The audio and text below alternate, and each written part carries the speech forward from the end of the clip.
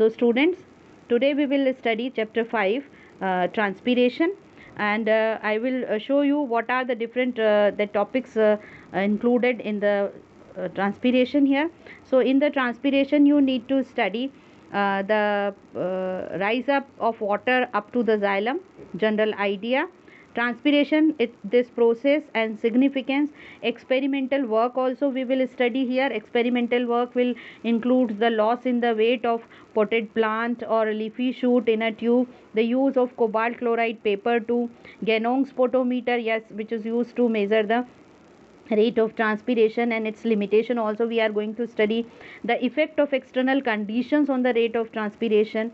Okay, and the mechanism of stomatal transpiration also you will study here, and the concept of this process also, and adaptations in the plants to reduce the transpiration also will be discussed, and a brief idea of guttation and bleeding also. Okay, so these are the main topics, and now you have the syllabus with you, so I don't think any problem you will have in the any confusion you will have in the syllabus.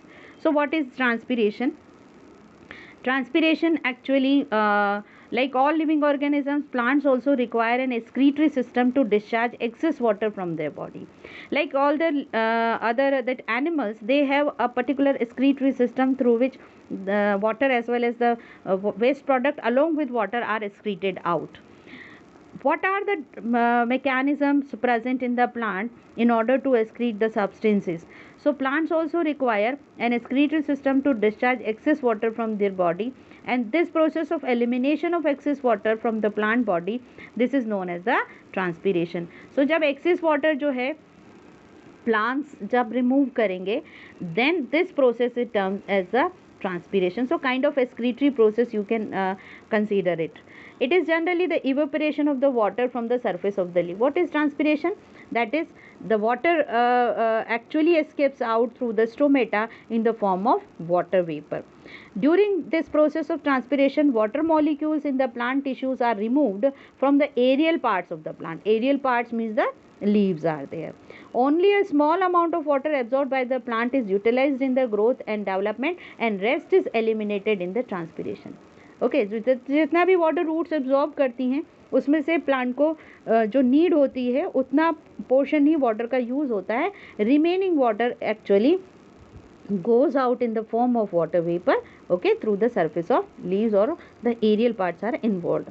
Okay, in a small plant the stem is also involved, so that is why we are using aerial parts. So how we define the transpiration? The transpiration is the biological process. Biological process, why we are saying biological process? Because it is taking place in the living cells. So it is the biological process where water is lost in the form of water vapor. Okay, from where? From the aerial parts of the plant. So these are the key terms which you are going to use in the definition. The transpiration is the biological process by which water is lost in the form of water vapor from the aerial parts of the plant. You underline this definition in your book too. Okay, now we will come to that role of transpiration, means how it is taking place, how the water rises up. So in the transpiration process, first here the water which is absorbed by the root, means see the how the process takes place. This is, I think I explained you in the transpiration pull in detail in the previous chapter itself. One more time the revision is there. So first water is absorbed by the roots. Okay, ascent of sap you have studied in detail. This water now travels up through the plant, the different parts, through the xylem, means through xylem of the stem to the branches, and then it reaches to the leaves. Okay, and this water is utilized by the plant cell in various metabolic activities including photosynthesis. Okay, and the remaining water is lost in the form of water vapor. So you will see these are the water vapor. So remaining water is lost in the form of water vapor, and water vapor escapes out through the pores present on the surface of leaf called as stomata. So this is the process of transpiration in detail. Now there are differences between the transpiration and evaporation, because I am saying that transpiration is the process where loss of water vapor is taking place. What is evaporation? evaporation के अंदर भी water vapor का formation होता है. Then is there any difference between the evaporation and the transpiration or not? Yes, there are differences. Evaporation is the physical process actually, where water from the surface of water body is lost in the atmosphere, while transpiration is the biological process where water from the plant diffuses due to the outside of the atmosphere in the form of water vapor. Evaporation slow process है, leads to less loss of water, and transpiration is being faster process. Evaporation is not performed by living cells as the transpiration is performed by the living cells.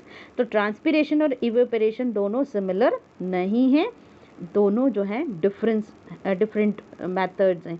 Same आप transpiration और पर्सपायरेशन को भी similar नहीं कह सकते, क्योंकि पर्सपायरेशन क्या होता है, स्वेटिंग प्रोसेस होता है, तो वहाँ पर भी जो है water escapes in the form of water vapour, but perspiration भी जो है वो फिजिकल प्रोसेस है, और ट्रांसपिरेशन जो है वो फिजियोलॉजिकल प्रोसेस है. Transpiration again occurs from the different parts of the plant, and perspiration occurs through the skin of mammals. So these are some basic differences in the different process in order to avoid any confusion. Now we will come to the demonstration of transpiration. Demonstration of transpiration can be done by the two methods are there. One is the Bell-jar method and another is the polythene bag method. Okay, so first we will see here the polythene bag method, then after we will study the Bell-jar method. So this method by which we are studying the demonstration of transpiration, this is polythene bag method. If you do not have this term in your book, kindly write there that this is polythene bag method. What is the aim of the experiment? Aim of the experiment is to show that water vapor is given out during transpiration, okay, or to demonstrate transpiration with the help of polythene bag method. Both the objective और aims of the experiment are same. Okay अगर आपको short में इसको लिखना है तो आप ऐसे भी लिख सकते हो that demonstration of transpiration by polythene bag method, और you may write to show that water vapor is given out during the transpiration. Okay, so here what are the changes taking place during this method and what is the method that I will show you. In this method we will take a well watered potted plant and insert one of the branch into the polythene bag. If the plant is small, then we can cover it completely, okay, or if the plant is little big, then we will take only one branch of that plant. Okay, so we have to water the plant very well to study the process, and then after we will cover either the whole plant when the plant is small, or when it is big we will cover only one branch of the plant with a polythene bag, and then after we will tie the polythene bag tightly with the help of rubber band on the branch itself, so water from the atmosphere cannot enter into the polythene bag. तो आप जब polythene bag को branch पर cover करेंगे तो किस तरीके से कवर करेंगे कि उसको टाइटली कवर करके रबर बैंड से ब्रांच पर अटैच करना है ताकि जो एटमॉस्फेरिक वाटर है वो बैग के अंदर एंटर ना कर सके and it can not interfere with the result. Okay, now after this preparation we will place this set under the direct sun for 2 hours and thereafter we will observe the set. What we will see there that the water vapor have condensed as water droplets on the under surface of the bag.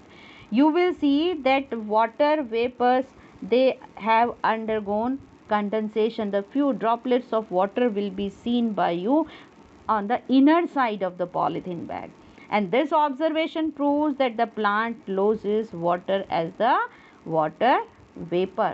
तो ये water कहाँ से आया? Because we have used a polythene bag, the dry polythene bag, and we covered it. But after keeping the set for 2 hours in sunlight, we found that the small droplets of water on the inner surface, under surface of the polythene bag. From where it came? Actually, they came from the water vapor which was lost by a plant during the transpiration process. So this is a process to show, to demonstrate that transpiration is performed by the plant. Okay, students. Now,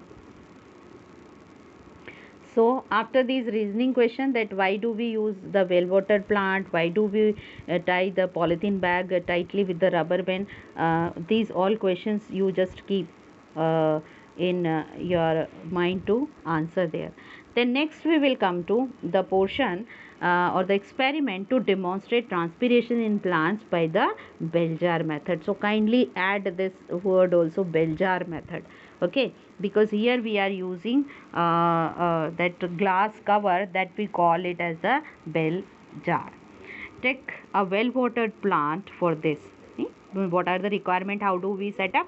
So we will take here a well watered plant here also, and we will cover this complete pot in which we are taking the plant with a polythene bag, or here what we are using, that a glass cover. You can see this is the glass cover. This glass cover itself is termed as the bell jar.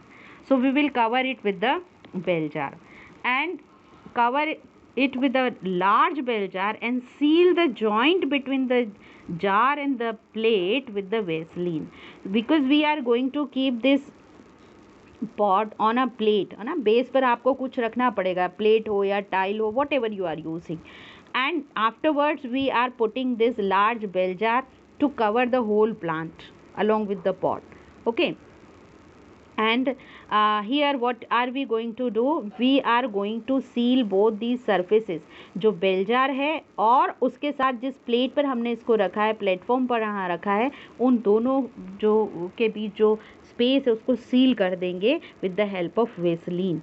Why? Because it prevents the entry of atmospheric water vapor into the setup. Okay, now we will place this experimental setup under the direct sun for 2 hours, and simultaneously we will prepare a control setup. Like in 9th you have studied the two types of setups are there when we perform an experiment or study a process. One is the experimental setup and other is the control setup. So whatever we have prepared in the first diagram you have seen in A, this is the experimental setup.